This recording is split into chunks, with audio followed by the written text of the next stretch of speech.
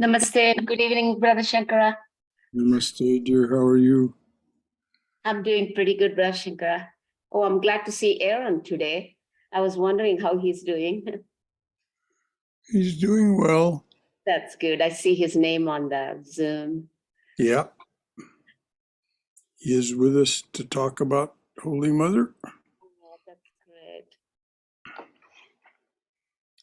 Where were you planning to start, dear? Well, on page 669, I thought I would go back to what made her great from there.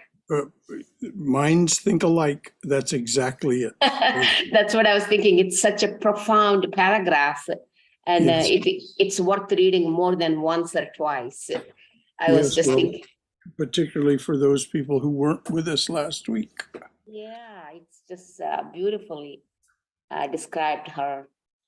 Well, it's Swami Chaitananda's summary, you know. He did. What made her great? Yes, exactly. I looked at it and I know we read it 2 times, but I thought I would go back and read one more time to our group. A week having passed, I think Yeah. it's definitely worth reading Yes. again. Thank you. Thank you.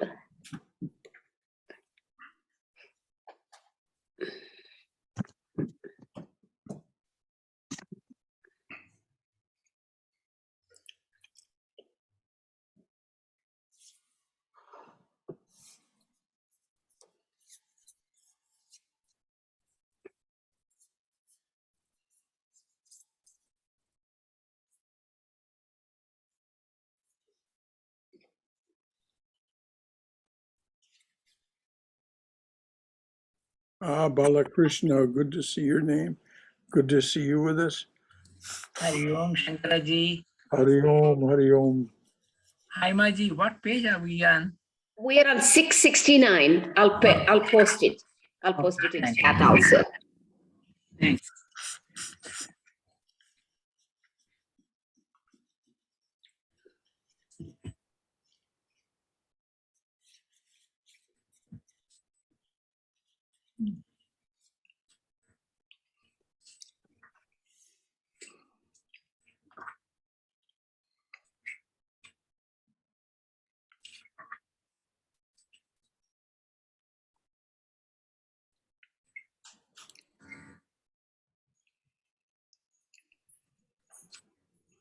How are you, Shankara ji? I'm reasonably well, Bala. Thank you for asking. Okay, good.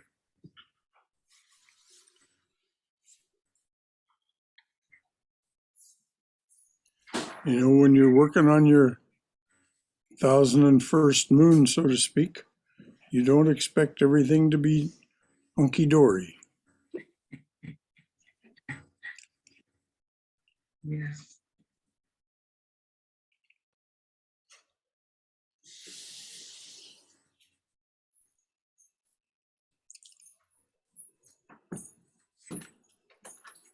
Well, Am I late? no, you're right on time. Hello, Haima. How are you? Hello, Hello, Balakrishna. I'm doing Hi. good. Good to So see you. you didn't come Sunday to see the Subramanya. Oh, I did it? No, I did not. Okay. No, it was good. It was so crowded. The whole temple was so crowded. Yeah. No, I missed that one. Yeah. Om.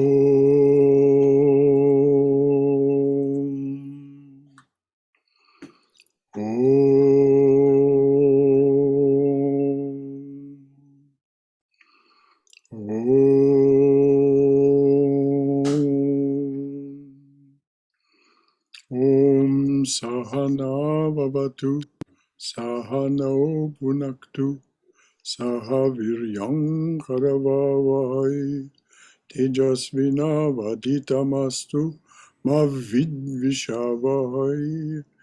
Om Shanti Shanti Shanti. Om, may the Divine Being look over us lovingly as a mother and father.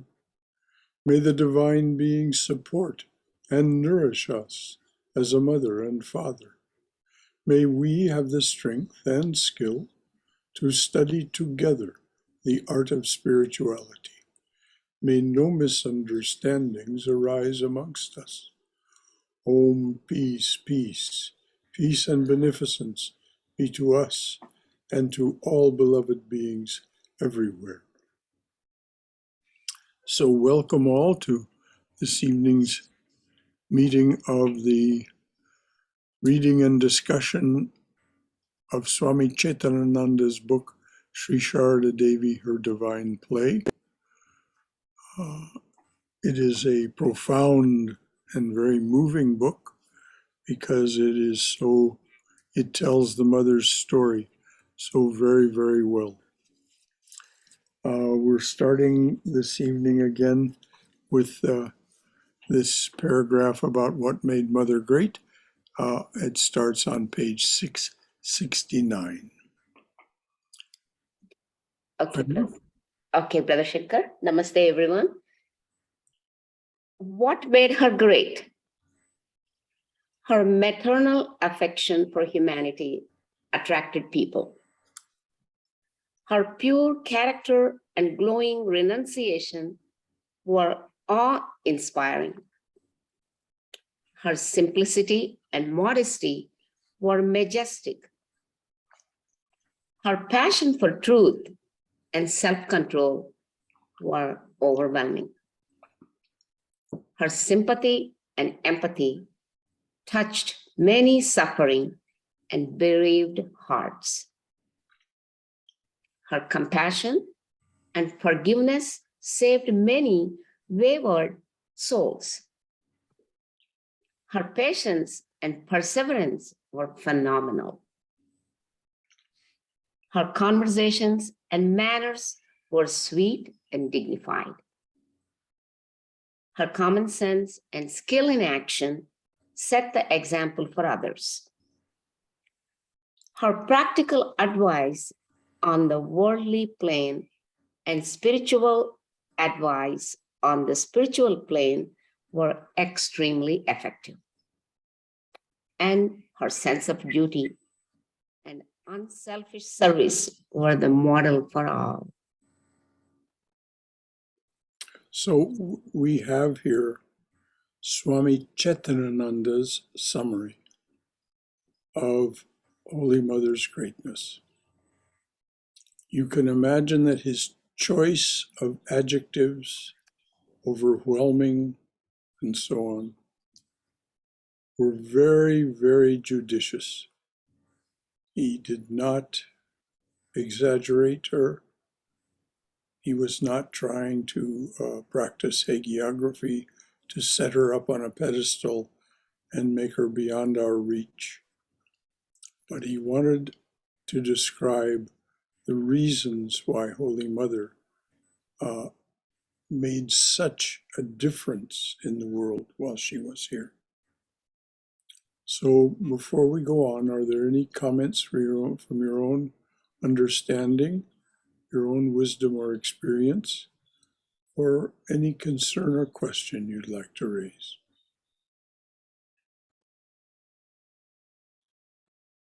Okay, and once again, welcome to you all this evening. Haima, please read on. Sure. Holy Mother was the Divine Mother, and she was endowed with all divine qualities. Wherever she lived, she created such a spiritual atmosphere that everyone around her felt they were living in a blissful abode. Swami Nikhilananda, a disciple of Holy Mother, gave us a description of Holy Mother's physical appearance. Holy Mother was well built for a Hindu woman of Bengal. She had a fair complexion and was of medium height, though in several of her photographs, she gives the impression of being rather tall. The soles of her feet were ruddy. Her thick black hair, which Yoginma used to braid, almost reached her knees. Before Sri Ramakrishna's death, she usually wore a white sari with a wide red border. She also wore some gold jewelry that the master had given her. 2 bracelets for her upper arms, bangles for her wrists, a necklace, earrings, and a nose ring. When the master gave her these ornaments, he said to Friday jokingly, Fridoy. Hiride? Hiride? Fridoy. Fridoy. Oh, Hiride. He said to Hiride jokingly, I suppose that's all there is to my relationship with her. As already mentioned, after wearing them wearing them a short while, she discarded most of them. After the master's death, she wore a single gold bracelet on each wrist. Speaking of her own appearance, she once remarked, I was rather pretty in my youth. Later, I became a little stout. Women often were struck by her physical beauty. As Golapma said, she looked like a goddess. While meditating, she appeared radiant. Swami Premananda's mother once asked her, Mother, where did you get such celestial beauty and charm? Once Sri Ramakrishna compared her to Saraswati, a goddess of exquisite beauty and grace. Her fair complexion later became somewhat dark. By the time she was 50, when most of her disciples saw her, she had again become slim from repeated attacks of malaria at Jairambati, and she appeared pale. Towards the end of her life, she developed a slight stoop and often limped because of rheumatism. She got the rheumatism in her knees, particularly, and in her legs, from sleeping on that cold floor in the Nahabat. It was a stone floor. She had no mattress. She slept on the stone floor, and often it was even wet because there were pots of fish hanging above. The fish were kept there for Sri Ramakrishna's meals, and sometimes they splashed water out of the pots onto the floor. So Mother herself said that this is where she developed this rheumatism in her knees and legs. And it troubled her all her life. Any comments or questions from anyone about anything that's been read so far? Or anything else that you'd like to bring up for that matter? Brother Shankara? Yes, dear.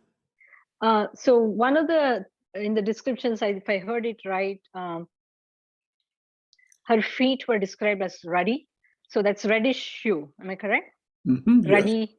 Yes. Yeah. So interestingly, when I was learning bhajans a couple of years back, one of the songs that the teacher had taught was describing the feet of Radha as Aruna Aruna. Aruna means the color of the hue of sunset. So same kind of like, I guess, a ruddy hue. So I thought it was a very interesting connection that Holy Mother's feet were described as ruddy, as was Radha's feet. Yes, well, this is one of the characteristics of the goddesses, is that they have ruddy feet, particularly the bottoms of their feet. So sometimes other women will paint the bottom of their feet red with henna, if I'm not mistaken. That's right. Right, right. Yeah, that's interesting point. Never thought of that, but that's so true. Nowadays, people have started, making designs and stuff. But when I was growing up, they just used to apply the henna on the soles of the feet, like flat. Yeah. Yes. Anything else from anyone? Thank you, Swayam. Anything else from anyone about this or anything else? All right, dear, please read on. Holy Mother's immaculate purity her unceasing meditation and prayer, her all-embracing compassion and utter selflessness endowed her with the delicacy and tenderness of a maiden, a subtle grace and quiet dignity, and withal guilelessness and simplicity. Her innate motherliness put visitors at ease. To a person coming to her for the first time, she conveyed the feeling that she had been eagerly waiting for him. Now, the thing about it is, when she conveyed that feeling, that wasn't a pose or posture. She did know that these people were coming, and she had been eagerly awaiting them. Because of her omniscience, she knew they were coming. So she conveyed that impression completely honestly. She wasn't flattering them with some pose. I felt the need to say that because, it would be easy to just take this attitude and act this way toward people and make them feel good. Well, that wasn't what she was doing. It was just as genuine as it could be. She did know they were coming. She often knew what they were bringing with them, why they were coming, and so on. So this is just another tiny little example of her omniscience. Okay, dear. To a person coming to her for the first time, she conveyed the feeling that she had been eagerly waiting for him. Holy Mother always inspired reverence, but never gave a feeling of remoteness. During her later years, on rare occasions, a superficial observer would be deceived by her unassuming manner. Holy Mother, unlike any other Orthodox Hindu widow, wore, after the Master's death, a sari with a narrow red border, using it as skirt, blouse, and veil. Before strangers, Hold on just for a moment. sure, The Master told her to do that. She was going to tear the border off her sari. And the Master stopped her and said, "Oh, stop acting like a widow. You're not a widow. I've just gone behind the curtain. I'm just in the next room. So you're not a widow." And so she then wore these saris with the narrow red border rather than the wider red border that she had worn before. But still, it was a bordered sari. And she continued to wear a little jewelry, and she did not shave her head, which is the things that were these were the signifiers of widowhood in Bengali society at that time.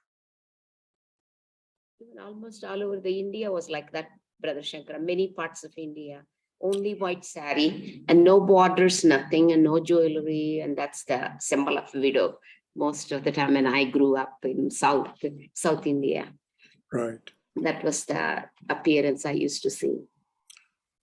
Thank you. Thank you. Before strangers, she covered herself practically from head to foot with an additional white cotton chadar.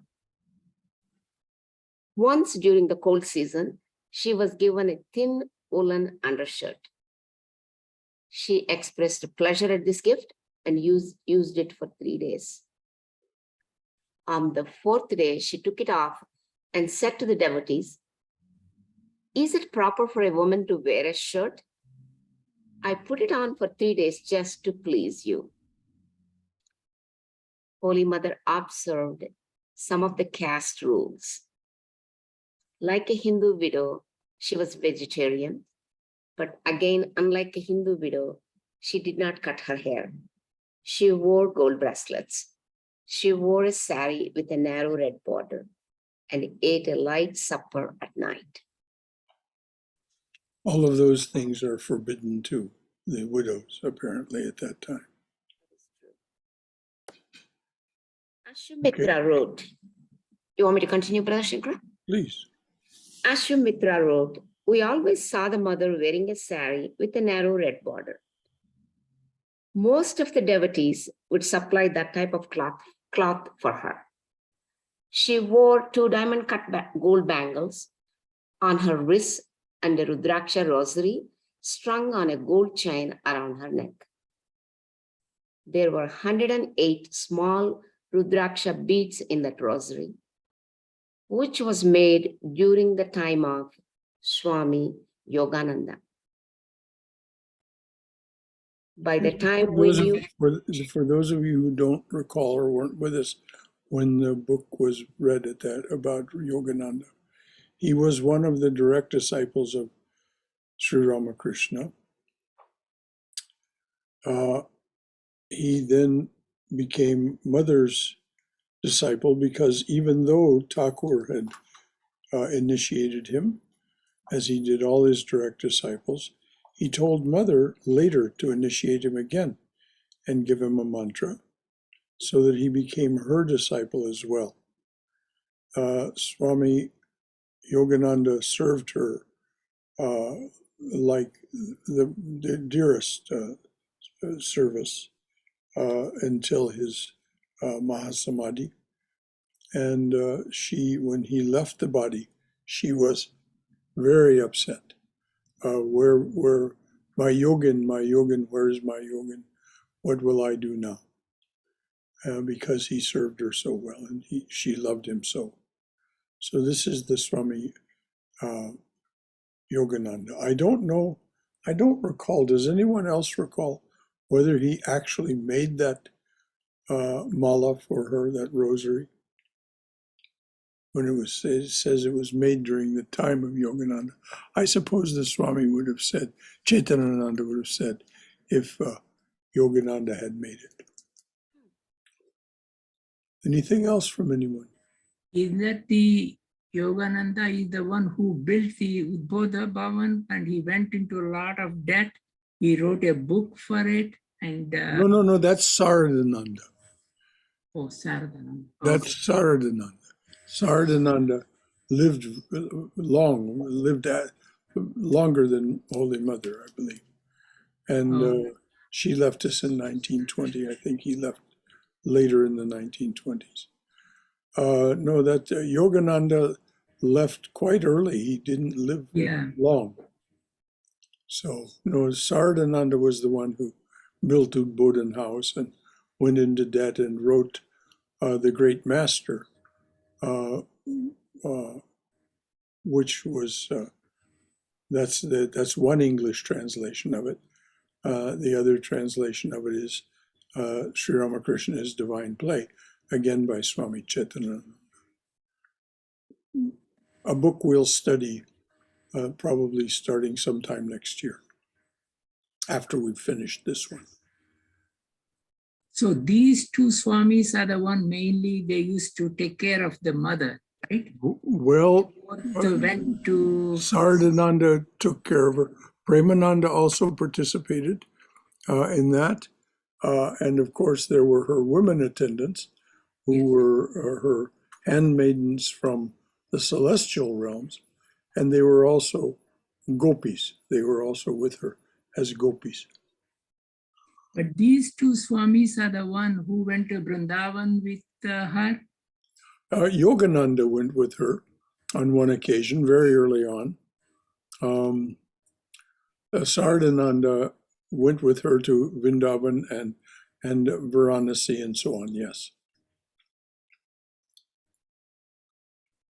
So they were very close with her. Yeah. And Saradananda really looked after her needs during I'd say the last half of her life.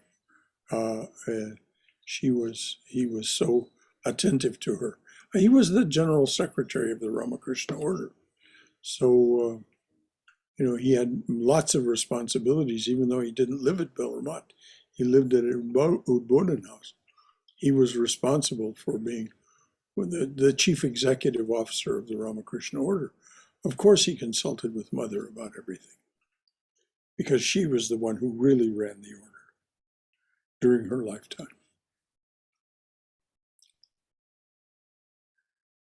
Anything else from anyone? All right, please read on, dear. By the time we knew her, those Rudraksha beads were worn out and the chain was broken. So a new Rudraksha rosary with a gold chain was made for her. She wore an iron ring on the middle toe of each foot to relieve her rheumatism. Generally, biographers write about noteworthy events, marvelous achievements, and amazing stories that take place in the public life of great personalities. They skip the daily routine, trifling events, and relationships with friends and family. As a result, readers do not get a full picture of that person. As human beings, we relate to the human aspects of divine personalities. Otherwise, how could we understand the infinite Lord, infinite Lord? It's impossible to comprehend God with our impure minds and puny intellects. You see how honest the Swami is with us. Please read that again, dear, Yes. because it's so. And then I'll quote something from the Baal Shem Tov. As human beings, we relate to the human aspects of divine personalities. Otherwise, how could we understand the infinite Lord? It is impossible to comprehend God with our impure minds and puny intellects. The Baal Shem Tov, a great Jewish mystic and the founder of a great reform movement in Russia that revivified the Jewish people there, said, "It is the achievement of a lifetime to come to the understanding that we are common and unlearned." And so to be humble in the presence of God. That I added that last about being humble in the presence of God. It's also from his teachings, but it isn't part of that quote. It is the achievement of a lifetime to come to the understanding that we are common and unlearned, that we truly do have very small capacity for the kind of comprehensive understanding that was represented by Holy Mother and Sri Ramakrishna. Any other comments or questions from anyone? When he said unlearned, what does it exactly mean? Is that the same Patanjali Yoga Sutra? It says to understand your own nature, you have to go back, unlearn everything. Is that the same idea that he's talking about? I haven't thought about that, Balakrishna ji. I think there may be that may be some of it, but what I think he was directly pointing to in that quote is, we can be, of course, in the Jewish tradition, it would be that you were familiar with every word and had memorized the Torah. Even if you had memorized the Torah and were master of all of the other Jewish scriptures, the subscriptures, what in Sanskrit are called smriti. There's shruti, the Vedas themselves, and that which is heard, and then the lesser scriptures, or the not necessarily lesser, but delivered differently, the smriti. Well, there's that same two classifications, somewhat differently understood in the Hebrew tradition. And you could be expert in all of those and still be, by the Baal Shem Tov's estimation, be unlearned. And Saint Catherine of Siena, a great Catholic saint, regarded as one of the doctors of the church among the by the Catholics. She said, "We know nothing until we know everything." So I think those Patanjali definitely would fit into that, just exactly how I haven't thought it through, Balakrishnaji. Anything else from anyone? Thanks for bringing that up, Bala. All right, dear, please read on. The Mundaka Upanishad describes the cosmic being. The heavens are his head, the sun and moon, his eyes, the four quarters of the earth, his ears, the revealed Vedas, his speech, the wind is his breath, the universe, his heart. I'll go back one more time on this, Brother Shankar. The Please. Mundaka Upanishad describes the cosmic being. The heavens are his head, the sun and moon, his eyes, the four quarters of the earth, his ears, the revealed Vedas, his speech, the wind is his breath, the universe, his heart. Now, of course, this can be taken literally, but it's probably more auspicious to think of this metaphorical speech as an attempt to give us some sense of the grandeur, the glory, the power, the grace of the divine being. So I don't think it literally means that the sun and moon are God's eyes. And the universe, God's heart. That's just one way of talking about it in that Upanishad. Okay, dear. From his feet is produced the earth. He is indeed the inner self of all beings. Now that I think we can take literally. Yes. Okay, dear. When we read this verse, we become afraid to love that supreme being whose eyes are the sun and the moon. We cannot imagine approaching him or establishing a relationship with him. For that reason, we need Rama, Krishna, Buddha, Jesus, Ramakrishna, Holy Mother, and other great teachers of the world who can speak to our hearts and guide us along the path of blessedness. Can I go back and read this one more time, Brother Shankara? Please. Yes. When we read this verse, we become afraid to love that supreme being whose eyes are the sun and the moon. We cannot imagine approaching him or establishing a relationship with him. For that reason, we need Rama, Krishna, Buddha, Jesus, Ramakrishna, Holy Mother, and other great teachers of the world who can speak to our hearts and guide us along the path of blessedness.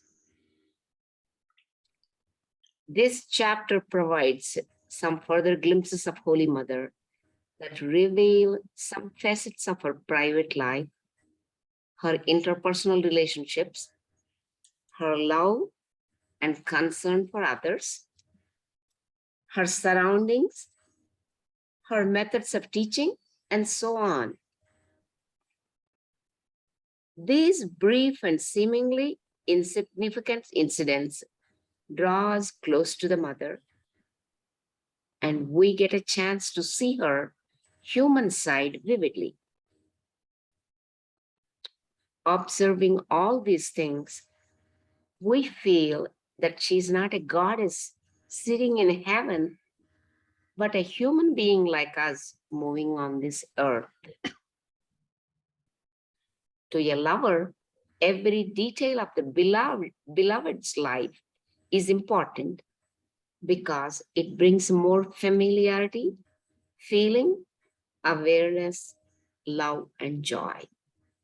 And the Swami is so good to offer us this context so that we can think when we're reading or hearing these next things, that this is our introduction to these, as he said, seemingly not so very significant things, but they fill out the picture of this being with the understanding that she has not gone anywhere. This being that we describe, that he describes here, is still with us in subtle form and still is in possession of all these attributes. She is not dissolved into the Akasha. She is not dissolved into the to being beyond the gunas. She remains with us within time, space, and causation in her subtle body, though she, like the master, is master of the gunas or mistress of the gunas. So they do not possess and control her as they do us, but until we are liberated. But she is with us. And so as we hear these things, we can think these are the aspects of a being with whom we can have a relationship. So it gives us the opportunity to fill in, as a portrait artist would fill in, the little details of the person and their surroundings, so that we get a sense of who they are and in a more full sense. This is why the Swami is giving us this context. Any comments or questions from anyone? It's particularly revealing what he says about, to a lover, every detail of the beloved's life is important because it brings more familiarity, feeling, awareness, love, and joy. Anything else from anyone? This also tells us, Brother Shankara, that we walk along with some of these illumined souls. They are not somewhere up in the sky or in the heaven that we imagine. They are right within our reach, Yes, exactly. within our reach, that we could follow their footpath. And this is why they all say, just ask me, ask for me, and you will know me, and you will receive my grace. It's because, as was pointed out earlier in the Mundaka, that quote from the Mundaka, they don't live outside us, they live within us. That's where we find them. Anything else? Thank you, Ima. Anything else from anyone? Okay, dear, onward. Next subheading is the light shineth in darkness. Jesus said, I am the way, I am the light. Those who follow me shall not walk in darkness.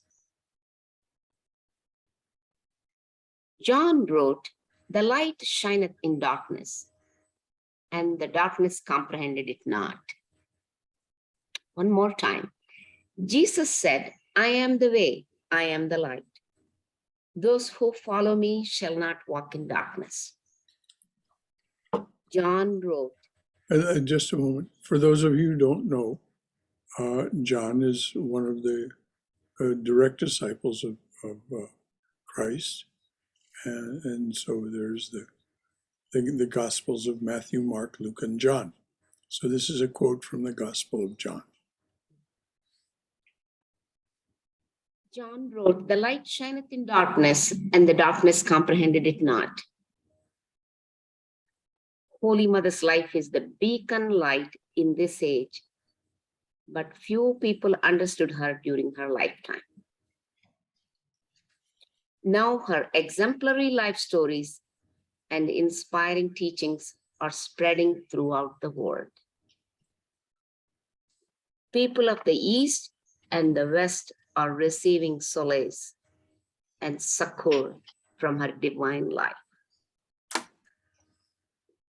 In the fall of 1914, Nilkanta Chakrabarti visited Jairambati with his wife and a relative. He had already been initiated by Holy Mother, and during this visit, Holy Mother initiated his wife.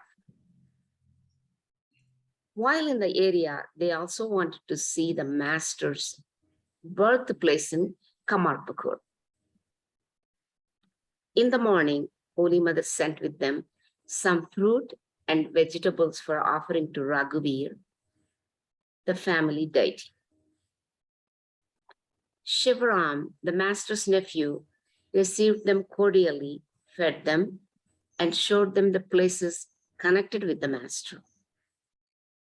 In the afternoon, he showed them Manik Raja's mango orchard, where the master used to play with his friends when he was a boy. This is quite a story, by the way.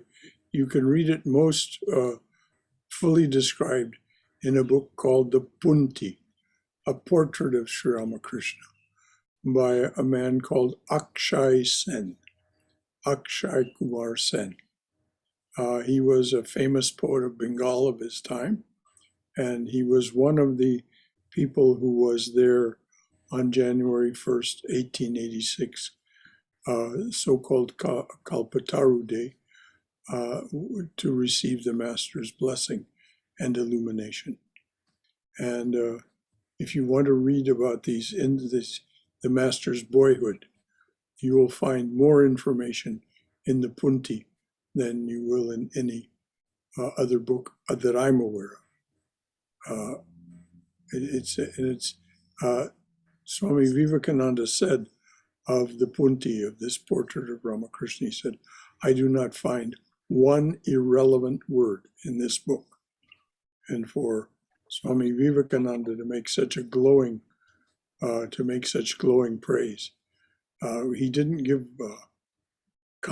compliments easily. So,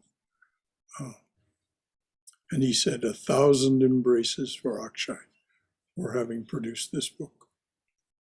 So if you want to know more about the Master's boyhood and the play in that mango orchard and many, many other incidents of his boyhood, it'll probably be a long time before we get around to reading and studying the Punti. But you can easily get a copy and read it. It's not the same kind of book as the Gospel of Sri Ramakrishna. It doesn't have as much direct instruction from the Master as that book does. But it gives all these, as Swami Chaitanananda characterized them, intimate and small details of the Master's life, right through from his birth. So, Ima, please read on. Can I ask you one question, Shankara? Yes, of course. I'm stuck here. John wrote, "The light shineth in darkness, and the darkness comprehended it not." How are we supposed to understand that? In other words, what is John saying? Never understands the light. What happened to Christ, Balakrishna? He was completely misunderstood by the authorities, both Roman but most particularly the Jewish authorities that were cooperating with the Romans in his lifetime. And they did not understand what he was trying to tell them. They felt threatened by him because he became so popular with the people and was saying such things to those authorities that were cooperating, the Pharisees.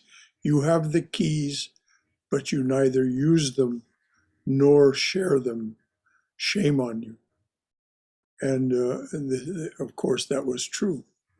And so, what John is pointing out is that in his time, Christ was understood by very few.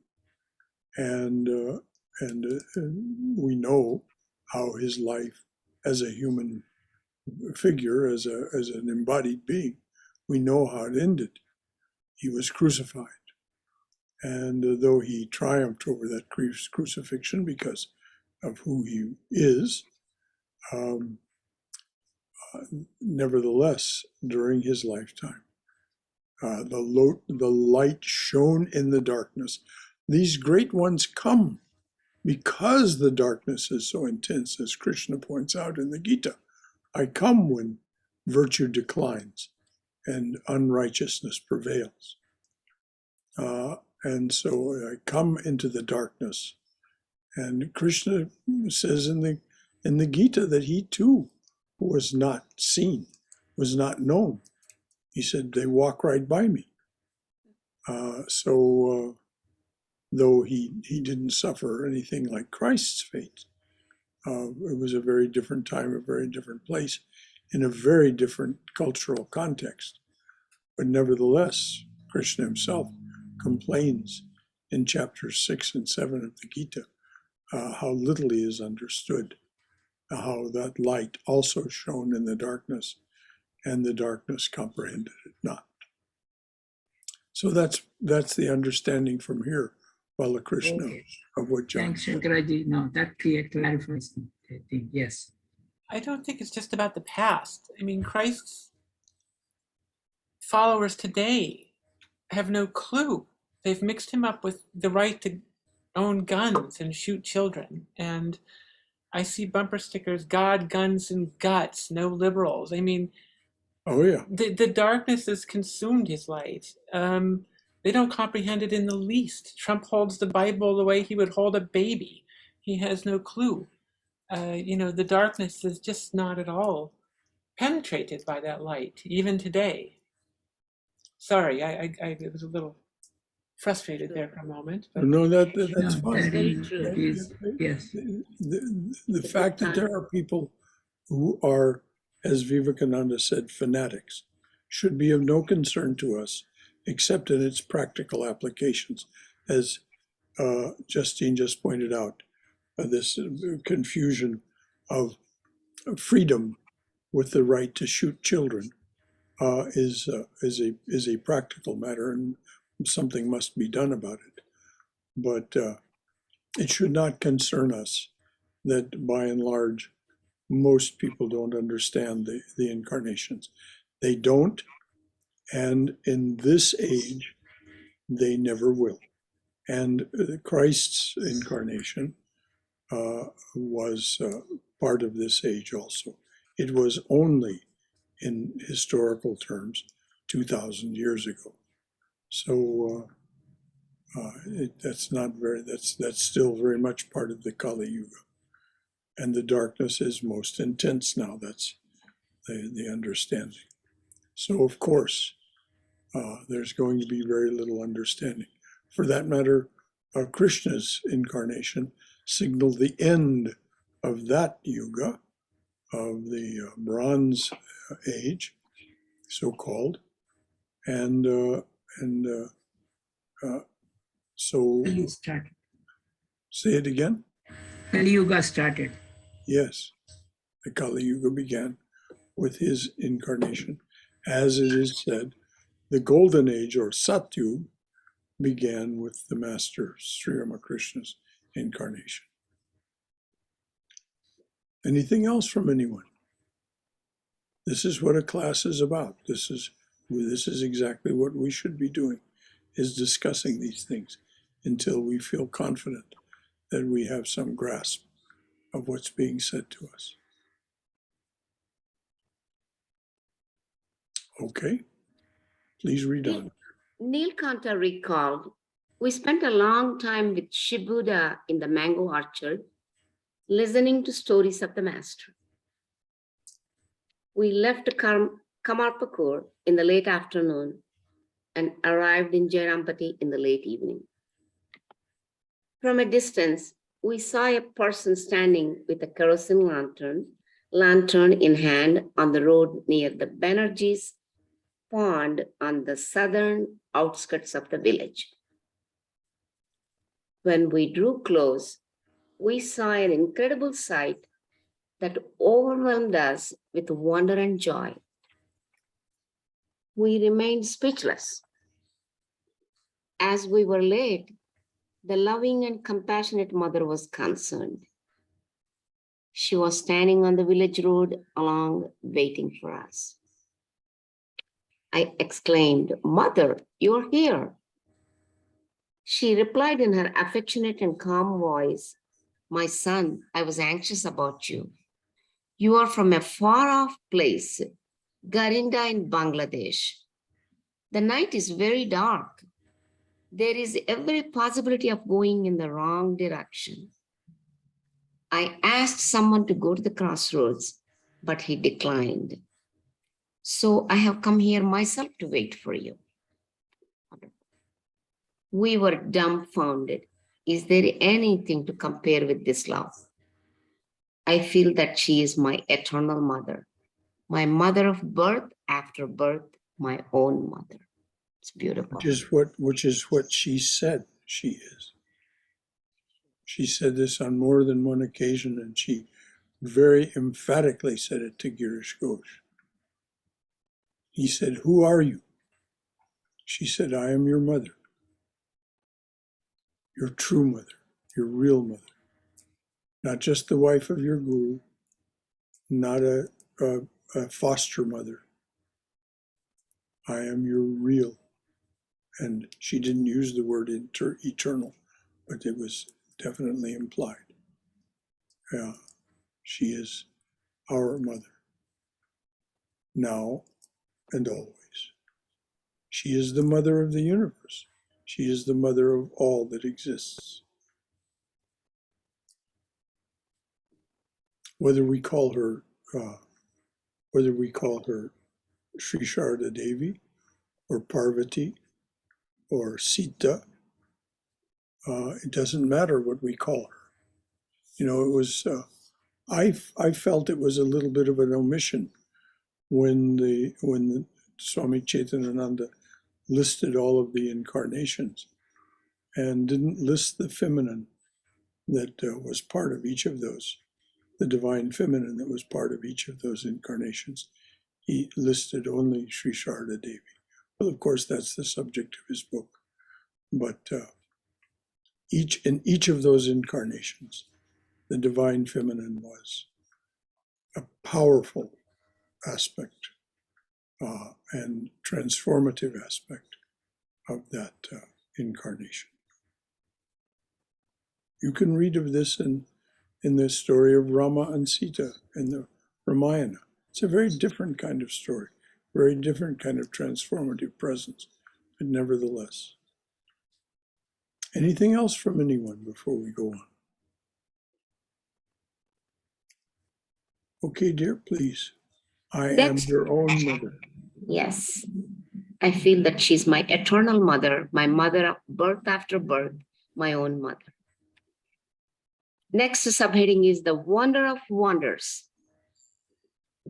Sometimes an artist is amazed when she sees her own wonderful painting because while working on it, she forgot space and time and became identified with it. When she returns to the conscious plane, she sees the wonders in her artwork. Although Holy Mother was the mother of the universe, sometimes she was bewildered by the things of this world.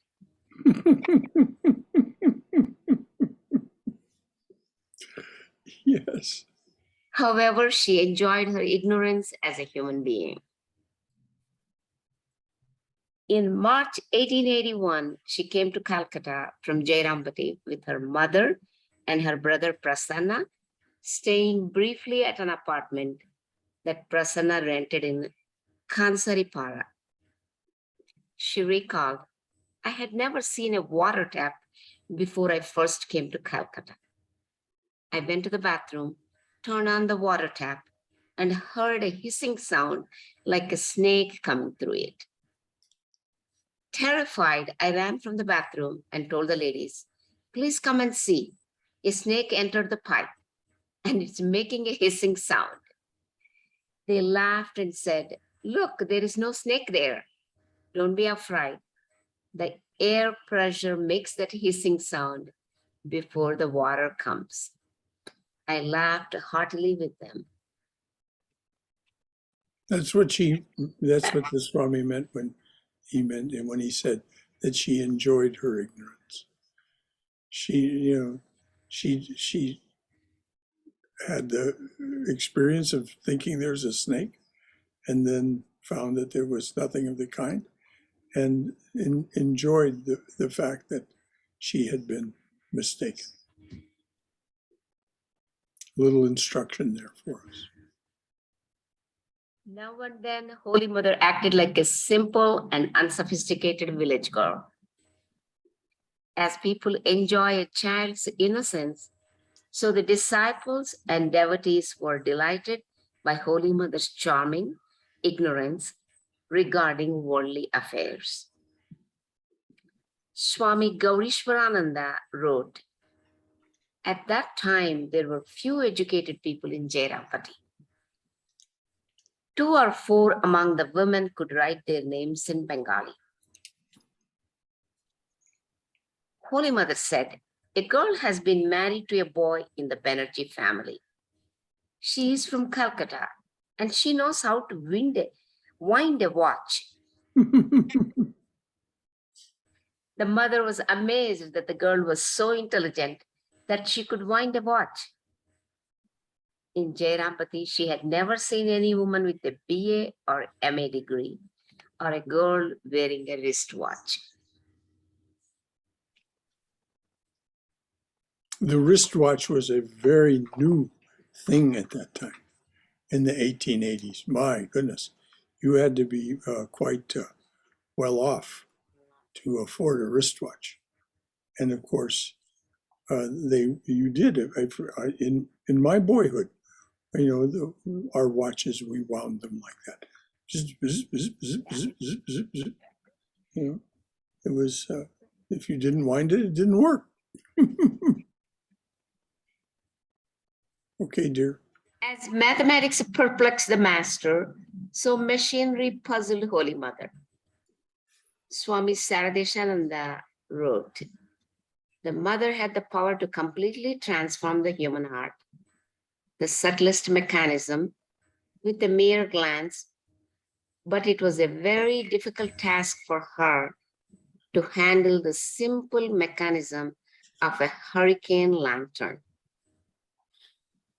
In Jairampati, she had an antique hurricane lantern, and its chimney was protected by a wire net. It was extremely difficult for her to remove the chimney from the hurricane lamp for cleaning, to open the cap and fill it with kerosene, and to wind the knob to set the wick. So she would ask someone to clean the hurricane lantern.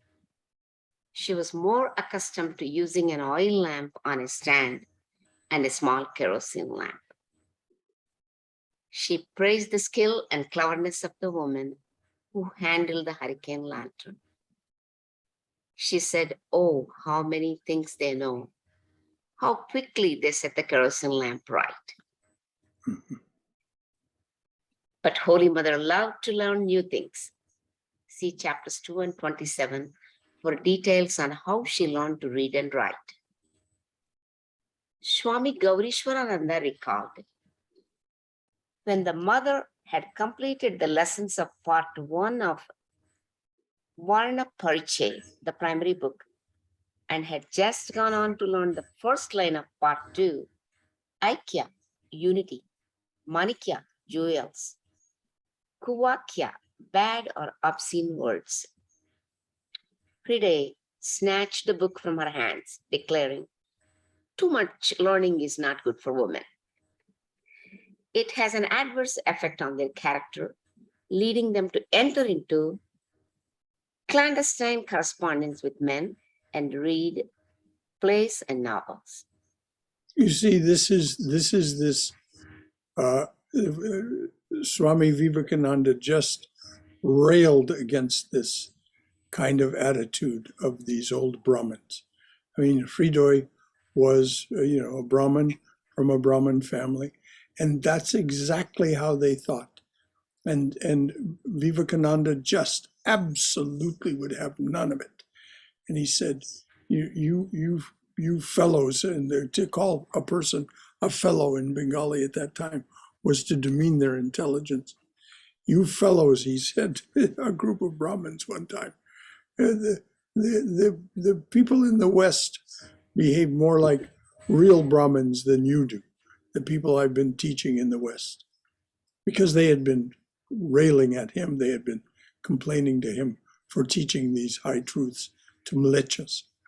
And Vivekananda said, "These women, they are the ones who will lead this forward." And so he would have none of this. So it's now 7:28 or 8:28. I'm sorry. Can we stop here, Brother Shankara? I think that's a good place to stop. Okay. Yeah. We can read that again. We can start from there, that paragraph. Right. Any final thoughts from anyone?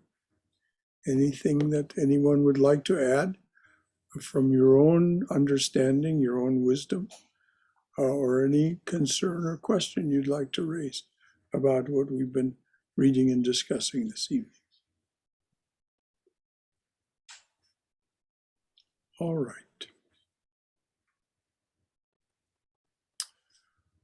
Oh, dearly beloved, a flower at your feet for each one who comes to your open door. A flower at your feet for each one who stands by your open door and says, "Come to me, offering to break this world's chain that binds us down to ignorance, suffering, and death. A flower at your feet for each one who takes the path that you have struck through this, your jungle world. Om, Amen. Shanti, Shanti, Shanti. Peace, peace. Peace be unto us and to all beloved beings everywhere. Jai Shri Guru Maharaj Ji Ki Jai. Durga, Durga, Durga. May we be safe. May we be healthy. May we be cheerful. May we have peace of mind. May we go forward in the loving and protective embrace of the Divine Being as our Father and Mother. So until tomorrow evening, for those of you who decide to join us for Divine Grace, the study of Divine Grace, the book by Swami Ranganathananda, or Saturday when we take up the book How to Know God by Swami Prabhupada, Patanjali's Yoga Sutras as interpreted for us by the Swami, or on Sunday when we'll talk about Vivekananda's Karma Yoga, or on Monday when at 7 p.m. we'll begin our July 4th celebration. And that will, of course, the Sunday and Monday activities will be Zoom broadcast from the chapel.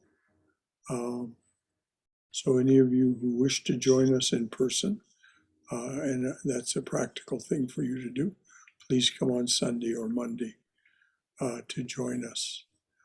Sunday, of course, at 11 a.m., Swami Vivekananda's Karma Yoga. And then on Monday, our July 4th celebration, which will be followed after the part done in the chapel.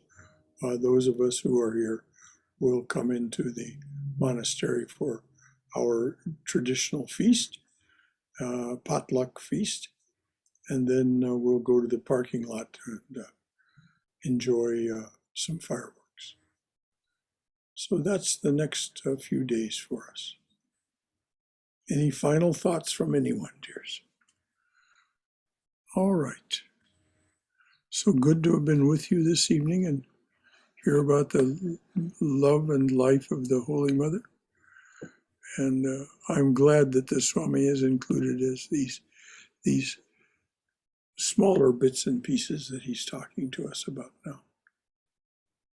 Winding watches, hurricane lanterns, and so on. All right, good night to you all. Good night, Shankara. Thank you.